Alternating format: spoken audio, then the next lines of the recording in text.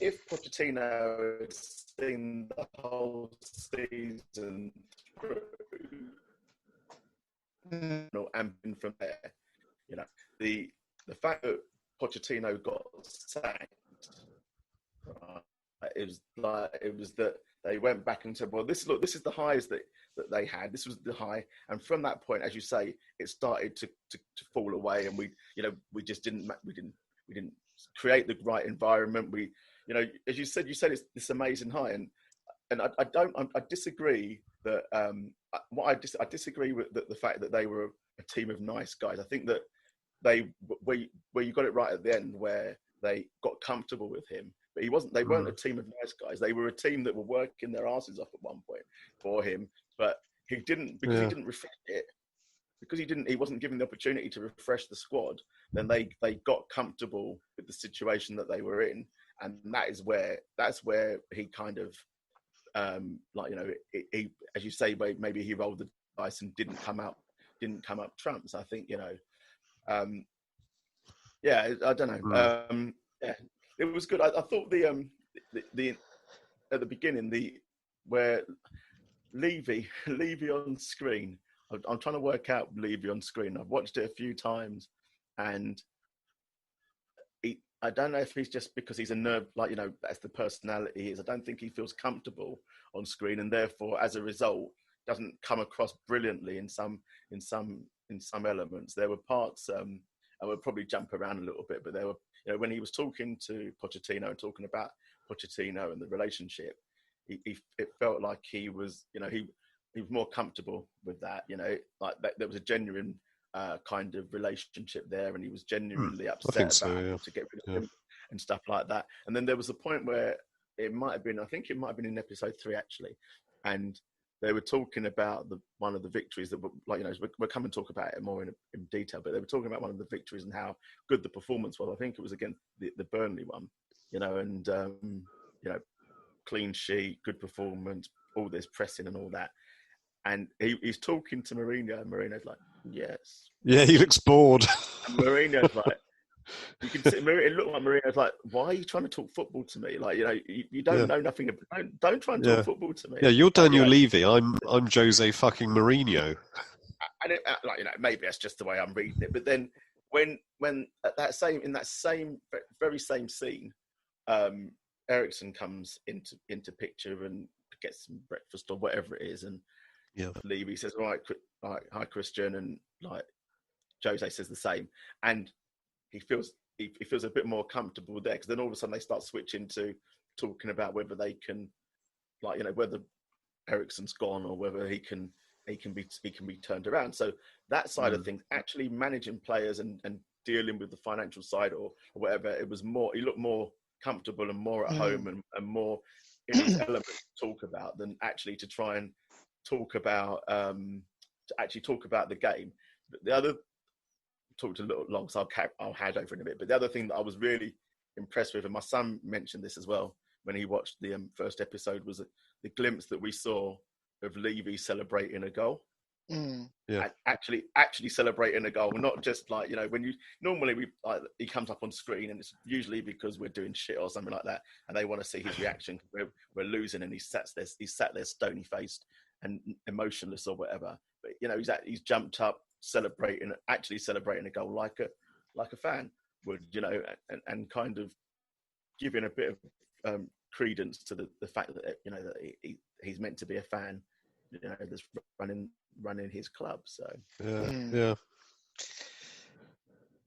I thought it was actually quite funny, just going back to what you were saying, Steve, where Levy was coming into Mourinho's office or speaking to him in the canteen or whatever about various things like the games, and Jose was just kind of being quite dismissive of him. It was almost like he was treating Levy as just like another member of staff, just a slight irritant. That was quite funny. Go on, Simon. Sorry. No, but this is the thing that I love is that we hold the football club, we hold football clubs in this kind of reverence that they are some magical wizardry palace.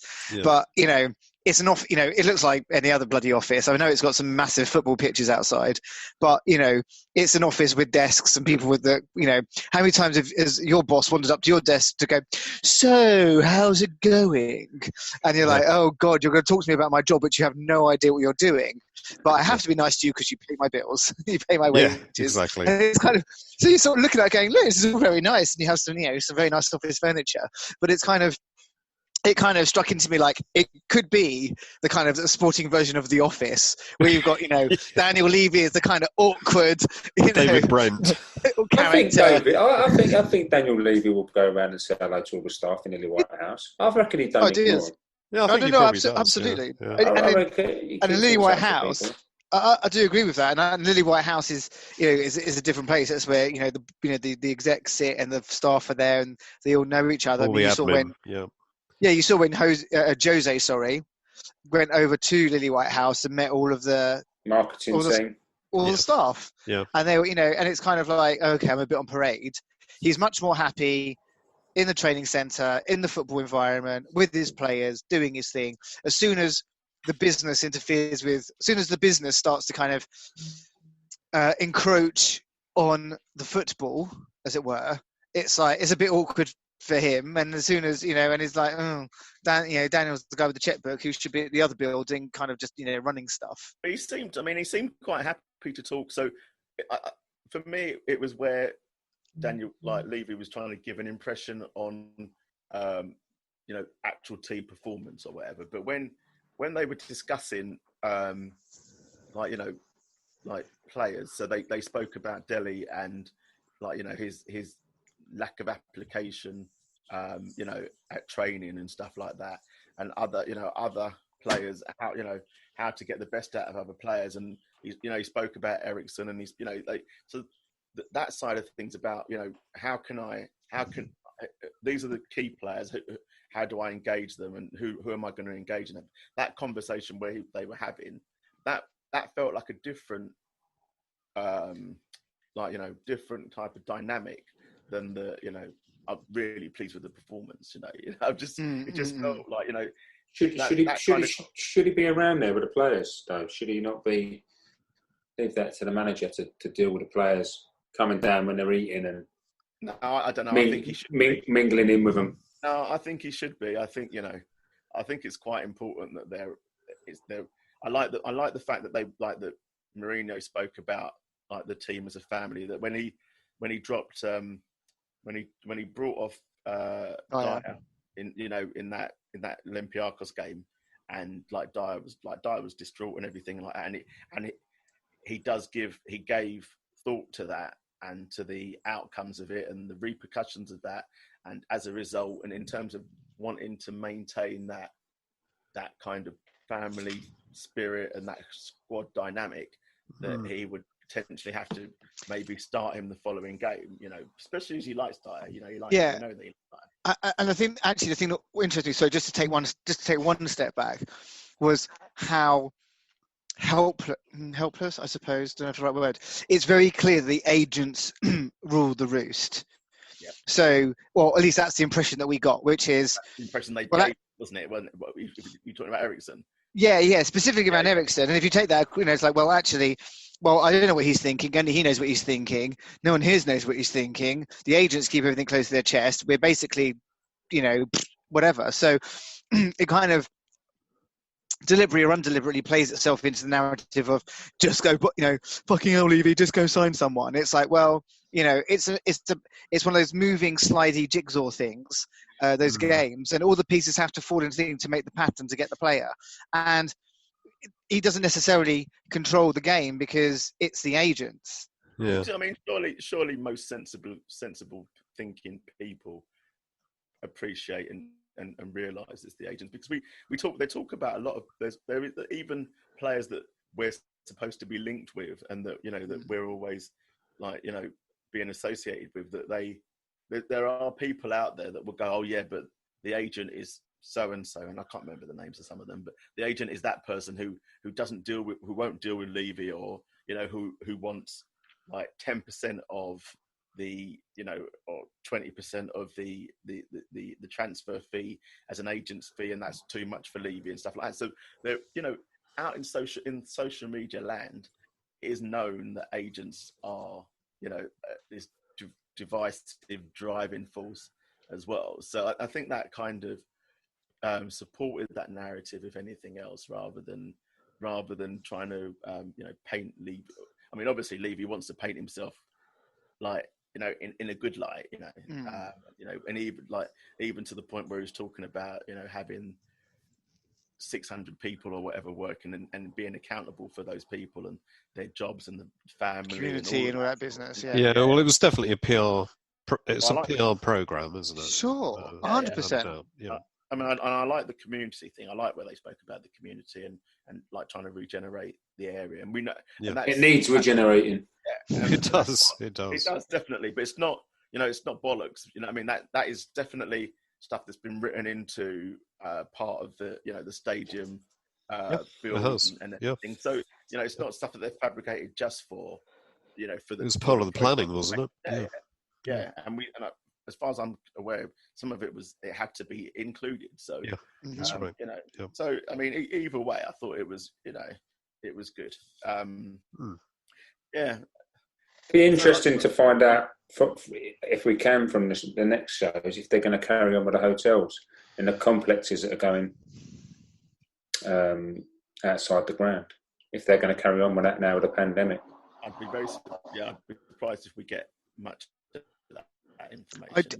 I think I saw something, and I might be wrong, and somebody might have to go and check, which is as part of the refinance, not the emergency funding they took in the last few months because of the pandemic, but the refinancing of the bonds or whatever it was, the mortgaging, was because that the completion of phase 3 was at this point or that point not perceived to be a priority or that financially viable. To build the hotel to then find an operator, it wasn't quite the right time. So therefore it was, I wouldn't say shelved, but it was certainly put on the back burner for a bit. And they're probably bloody pleased that they did, because what they wouldn't want is a whole thing, half a building standing there idle whilst having been pulled off site doing this. So I think it was one of the things which was, they'll get to it, but it wasn't a priority. Yeah. Yep. Nice. That makes sense now, looking at it. Well, yeah, I think it was a decision that was made maybe before the pandemic, as it turns out. There's something in my mind that says it's not the right time for building more hospitality. And I think it was something to do with around other regeneration projects in the area, because obviously, you build a hotel, you've got to sell the rooms. So given the other hotel stock there is in the area, and I know there's not masses, but is the transportation up to it? Are there other regeneration projects that are going on? Does that part of North London become something that is going to attract those kind of guests? And I suppose it all became dependent on having a stadium that was consistently full of bookings. Yeah. Because if your diary is full, they're allowed however many Premier League games, however many other games, plus however many other events. And if 2 years' time, you're like, oh my God, we've been running the stadium at capacity and we've got a book for another couple of years, you'll go do it. But right at that moment in time in the first season, they were like, well, we've got a boxing match, the summertime ball, Lady Gaga and Bon Jovi. All right. That's right. And the rugby. So it's about 25 days of the year, isn't it? Yeah. Right. So, that's great, but that's not gonna pay for a hotel. So, it's kind of more of, I think, no, let's get some momentum behind us, and then it's the right thing to do, and then you can entice an operator to come and take over that hotel, because once you build it, you've got to find a brand to run it. Interesting. Yeah, so I might be wrong, but that's what I remember. I sort of remember in the back of my head. Sense. Yeah. Okay. Yeah. So I mean, just if we just try and circle back to like some of the footage within the shows, like if we obviously the way that it was done was I watched it and I thought it was great. So my initial perception of it was great. You had instances in the season, like for example the Bayern game, which I felt like although was covered because it needed to be covered, wasn't overly, wasn't covered to such a significant extent that I was like, oh God, I can't deal with this again. You know what I mean? But like the Poch, I think when